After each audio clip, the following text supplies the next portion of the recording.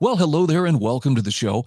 It's Tuesday, and I like to have my weekly therapy session with Eric Peters from Eric Peters Autos. Eric, how are you today? I'm good. I'm trying to stay warm with my cup of coffee, which is rapidly getting cold. The microwave only does so much.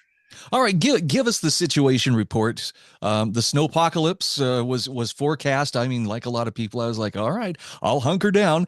It kind of turned out to be somewhat less than that here in the American Southwest. How did Virginia Well, fare? at least for us, I can't speak to other parts of the world, but we got maybe 2 or 3 inches. And what we did get was a lot of cold.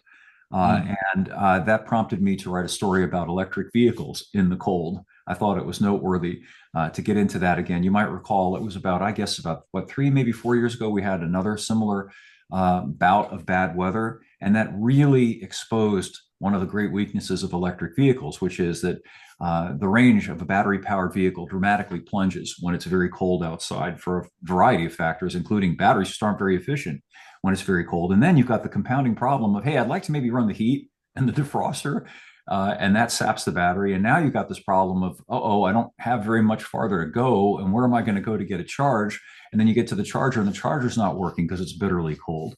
Mm. I think that when that happened 3-ish years ago, I think that was sort of the moment. That was the safe and effective moment, I think, for electric vehicles when it became very plain that these things are functionally extremely compromised because we do have to deal with cold weather, most of us. And who wants to have to deal with potentially freezing to death by the side of the road in a vehicle? That was the final nail in the coffin for me. And I remember us having that conversation about, I forget what we called it, leakage, where you Yes. leak the charge, you come out overnight and, oh man, this thing is down 25% from what it was when I, parked it. Um, any thoughts I had about, yeah, you know what, maybe an EV would be nice, just for a change. And nope, Yeah. that I mean, right there was like, that's a deal breaker. even in a worst case scenario with a regular car that just has a 12-volt starter battery, you go out in the morning, it's cold, you try to start it, click, nothing happens, you've got a dead battery. Well, get somebody to jump you. Once you jump start the thing, you're good to go. You'll be fine. You can make it to wherever you need to go. Maybe you have to get a new battery at the Napa store or something, but you can't do that with an EV. When the EV battery croaks out on you, there's no way to jump start an EV. You're stuck. And that's a real problem. Most people don't want to be stuck by the side of the road or stuck by a fast charger at a sheet somewhere. So right now in Virginia, what did you say it is? Are you down in single digits? Yeah, according to my local weather people, it's something like -2, which is for this area that's unusually cold. Well, I'll try not to lord it over you that it'll get up to 50 something today in Albuquerque. Well, I wouldn't be But surprised. The weather has gotten weird. I wouldn't be oh, surprised that within a week it's back into the 50s or 60s again. That's probably what's going to happen. well, it's always a good idea to be prepared. And this was one of the very few times I've been in a locale where snow is a rarity. And we picked up some pretty good snow, probably a couple inches of snow Sunday morning. And that was my clue to stay off the roads because people just don't know how to drive on slick roads. The irony of that too, I ponder and marvel at this all the time. Most cars on the road now have all-wheel drive or even four-wheel drive. Whereas, when you and I were growing up, most cars were rear-wheel drive and they didn't even have a limited slip axle. And they certainly didn't have traction control and all the stuff that you find in any new car today. And yet people are practically paralyzed, not by their cars, but by their fear of attempting to go out because there might be some snow on the ground. I mean, it's as if people are, it's almost kind of a form of, I don't know, paralytic porn. It's like people want to be terrified of doing anything, that there's constant danger everywhere. It's preposterous. We dealt with it. I remember back in, it was 96 or something. I was talking with Dawn about this. There was a big blizzard in DC, an actual blizzard, the real deal. And I made it from where I lived in Northern Virginia, the suburbs of DC, all the way to downtown Washington to my job at the Washington Times because it was expected. I mean, shy of an actual apocalypse, most people were expected to show up, get to work, go to school. Remember when we were kids and we would sit by the radio? There'd be actually a blizzard going on outside, inches of snow already on the ground. And we would be thinking, oh, please, maybe they're going to cancel us, maybe, right? Whereas Yes. now they anticipate the Yep. cancellation. Even before any snow comes down, they'll shut down the school system because it might snow. Yep. Well, and this wanting to be in a state of fear. Oh, now what? Now what? It translates into other areas of life too. And I'm thinking the unrest going on right now in Minnesota. And it appears to be, well organized and not getting better. And I'd love to get your take. I mean, we had another law Horrible. enforcement involved shooting Yeah. over the weekend, and and predictably, people are in one of two camps. Ah, everything the federal agents do is wrong, and no, they can Yeah. do no wrong, and you should kiss their boots in gratitude for the safety and the law and order they're providing. And I can't hang with either one of these tribes. No, I can't either. And I think one of the facets that bothers me the most is just the stupidity of it on all sides. There's the stupidity of resorting to these Gestapo style tactics. They're not necessary. They're gratuitous. They're deliberately provocative. I think deliberately provocative. I'm going to emphasize that. I think there are parties out there that want to incite trouble because it helps to justify more power grabs by the federal government, even by the state governments. And people get caught up in this too. I understand that people are annoyed about the Gestapo tactics. So people like the guy who got shot show up to document it, to video that. And now, of course, documenting it and videoing it is enough to get you characterized as a domestic terrorist. And from my point of view, that's all that guy was doing. I watched multiple videos of that incident from multiple angles, and he seemed to simply be watching those guys. And then he gets shot to death in the street, and the reaction to that is predictable. And what's even worse than that is now you've got the same people who were rightly critical of shooting Americans and using guns and extreme force against dissidents a few years ago, all of a sudden praising it. It's the most bizarre thing I could possibly have imagined. So it's clear that they weren't opposed to the idea of all these federal strong arm tactics. They just didn't like that it was focused on them. When it's focused on the ones they don't like, then it's okay. And that is dangerous. And I say this as someone who I was at Bundy Ranch back in 2014. I was friends with Lavoy Finicum 10 years ago last night. He was shot to death in Oregon. And this is not to paint all federal agents with the same broad brush, but I can assure you from my proximity to both of those events, the feds are not always the good guys. And in fact, you know, that whole reasoning of, well, he had a gun and therefore, we had no choice. I think it kind of became a self-fulfilling prophecy. And I don't say this to stir the flames a little higher, but the video that I've seen appears to indicate that he was disarmed by one of the agents who Yeah. was trying to get control of him. But as soon as somebody yelled gun, that hit the panic button for all the law enforcement officers. Gun! Oh man, they all unholstered, and then the guy who disarmed him, accidentally discharged his firearm, and they all lit him up and Yeah. sympathetically, just emptied their guns into him, um, like a trained response. It was like a clown show, in my opinion. It was so over the top, so needlessly amped up. And one of the other facets of this that bothers me is that instead of coming out Trump, I mean, and saying, this is an awful thing, it shouldn't have happened, and let's figure out a way to assure that this sort of thing does not happen going forward. Let's be reasonable about what's going on.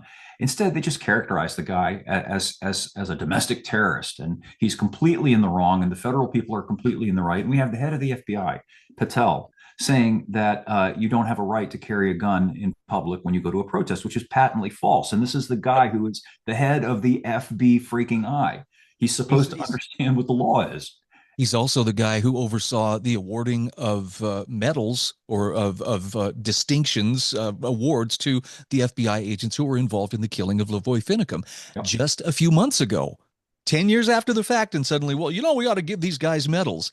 Yeah. So Yep. not to undermine anybody's faith in the FBI or in the Trump administration, but you aren't going to find a lot of good guys. The deeper you get into the beast, the more you're going to realize they start to smell like the machinery too. There's another aspect that interests me in that, Trump is said to have very astute political instincts. He knows how to read a room. He knows how to adjust his message to obtain the maximum favorable result. And lately, and it's not just this business in Minneapolis, it's the stuff with Greenland and with the Nobel Prize and Maduro. He seems to be doing things that are just gratuitously designed to undermine his support. How can he not look at it and go, you know what, this isn't good. People don't like this. It's not even a question of, well, this is the right or wrong thing to do. Just politically, from the standpoint of a politician, I'm acting in a way that seems to be determined to result in a loss in the midterms. Why? So why would he do that? The only thing I can come up with is that maybe he's slipping mentally. Maybe he's so out of touch that he actually doesn't perceive how bad this is for him politically. Or the other alternative, which is worse, is that all of this is actually deliberate and that he really does, he or people behind him really do want to foment enough unrest. Perhaps there'll be a trigger, and then he can declare an emergency. Maybe he imposes martial law. Maybe he thinks that, I don't have to worry about the midterms because there aren't going to be any midterms. Yep. I know that's some people are like, how could you say this, Eric? Don't you know Well, he's saved us from Hillary? But you're basing it on actions, not on his just his words alone. Politicians say a lot of things, but the actions seem to bear out. Yeah, there's no good happening there. yeah, I think so. Actions, and what seems to me, what strikes me is implicit in the actions. I mean, I'm trying to be logical and rational about it and trying to view it objectively. And that's the answer that I come up with. It just doesn't make sense why he's doing all of these things. It's not just, there's a misstep, that he didn't read something quite right and it came out the wrong way. He's being very consistent now in annoying everybody, including everybody, a lot of people who voted for him, including me, who are very troubled by the actions and the sayings. I'm just going to focus on one thing. This petulant child public response to not being given a Nobel Peace Prize. It's embarrassing. It really calls into question his mental stability.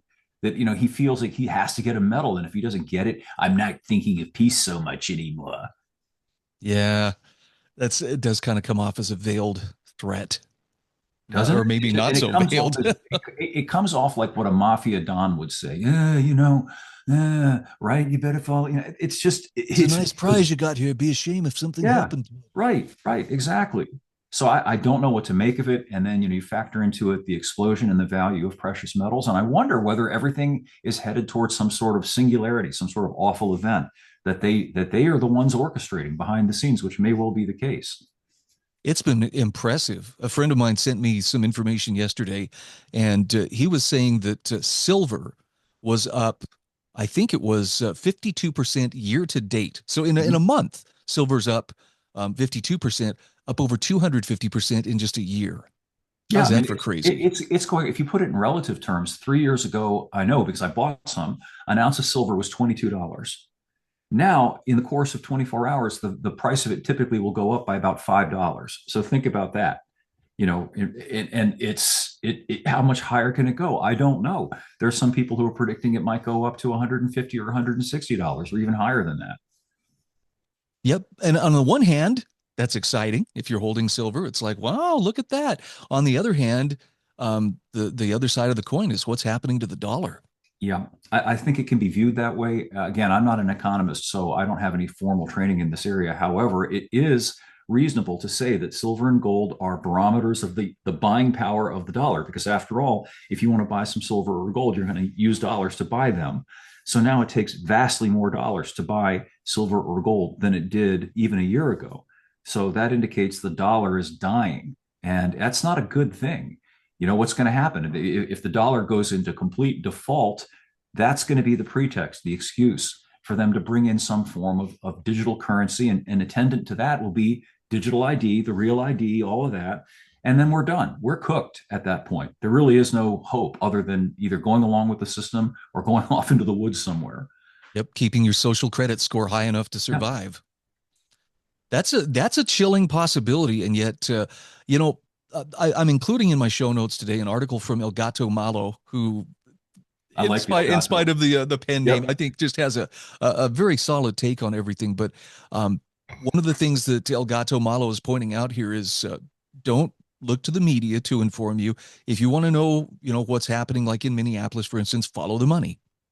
Look at the money that's at stake, and of all the other places where ICE is conducting these deportation, operations, why is it Minnesota that's getting so violent so quickly? And does it have anything to do with a multi-billion-dollar fraud ring that apparently is uncovered? And these are hypotheticals, but they sure make a lot of sense. Yeah, I wouldn't be surprised if that is a factor. I don't doubt that. There's evidently lots of obscene level of corruption going on in Minneapolis and other places as well.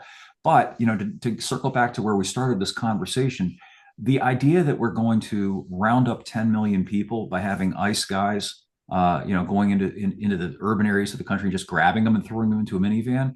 Just logistically, that's not going to work. It's not feasible to round up 10 million people that way.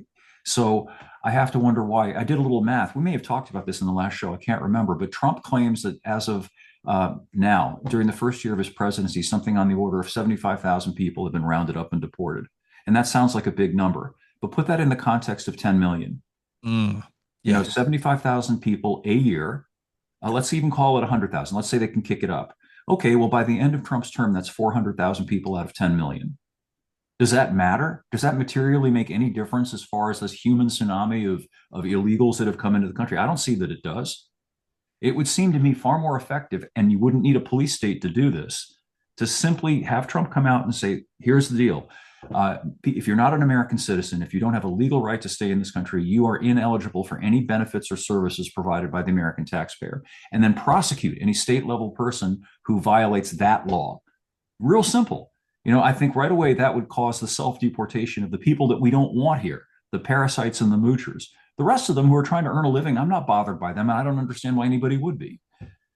Amen. No, I can't tell you how good it is to hear someone say that, because it seems like, again, that artificial, you're either in this camp or you're in this camp, you're either with the illegals and, with the drug dealers and human traffickers, or, you're 100% on Team Trump. And nope, there's a better way. And I think you just described it.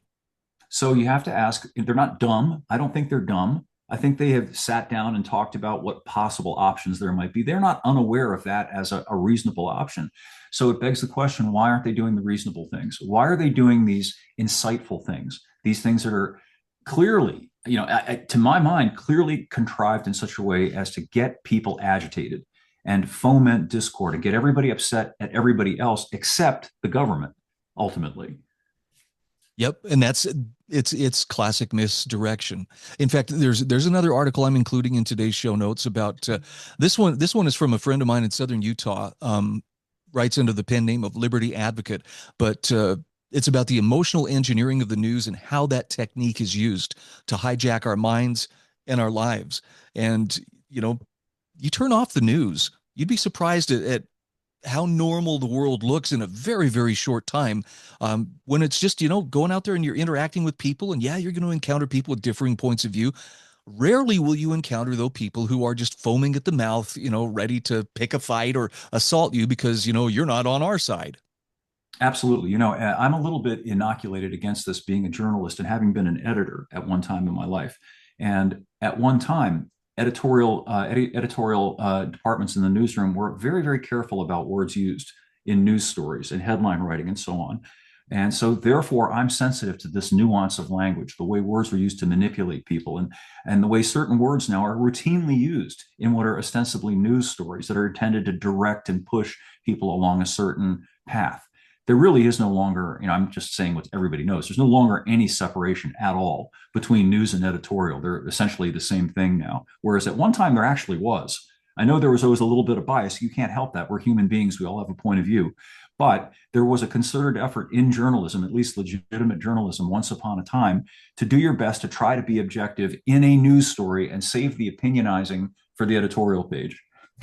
Here, here. Let's end on a bright note. Talk to me about your project that Oh, yeah. you're currently working on with your Trans Am. Well, I'm not working on it today because it's too cold to go out in the Okay. garage. But yeah, the clutch and pressure plate are in. I have my bell housing. And I went ahead, and this is contrary to my nature. So you're the first to know about this, actually, outside of my other close friends in my orbit. I went ahead and pulled the trigger on buying the transmission. Normally I think I'm a pay as you go kind of guy. I don't like putting things on the credit card. I'm uncomfortable with that. But given everything that's going on and the way that the dollar's value keeps plummeting, thinking, whatever it costs me to buy that today, it might cost me a whole lot more a month from now. And who knows, if the worst happens, it might not even be possible to get it. The whole system is rickety and fragile, and all of a sudden, boom, I'm stuck with a car without a transmission that's up on a lift that I can't use. So I went ahead and pulled the trigger. So I've got the transmission, which means I've got the last major piece of this puzzle. And when the weather warms up, hopefully I'll have it all back together. All right. And I'm sure you're keeping tabs and you'll be writing about this as you Yes. as you go. But it's fun to see you working on this project and building something. And I'm not saying everybody go out there and get a Trans Am and you restore it. I'm just saying, um, people who are actively building stuff um, aren't the people who are out there looking for ways to control other people, either their That's thoughts or their well said. words or their lives. And maybe there's a lesson in there for us. Well, Maybe. I think the key thing here, I think, is having control over something. The feeling that this is on you. You're in charge. You're doing this. You're not a passive supplicant waiting to be told what to do. Please, sir, may I have another? You're actually in charge of your destiny. That's empowering. And when you are, then you're less apt to be angry at everybody else. Yep. It's where you find happiness, or at least where a lot of people find happiness is just be productive in life. And I know this sounds rich coming from me. Don't sit around complaining about stuff. Although, to be fair, when I do complain about stuff, I also try to point out, hey, maybe there's a better way, so we don't have to complain. So, That's important. I agree. for what it's worth, Eric, thanks again for joining me on the program. Always look forward to our conversations. Ditto, Brian. Stay warm.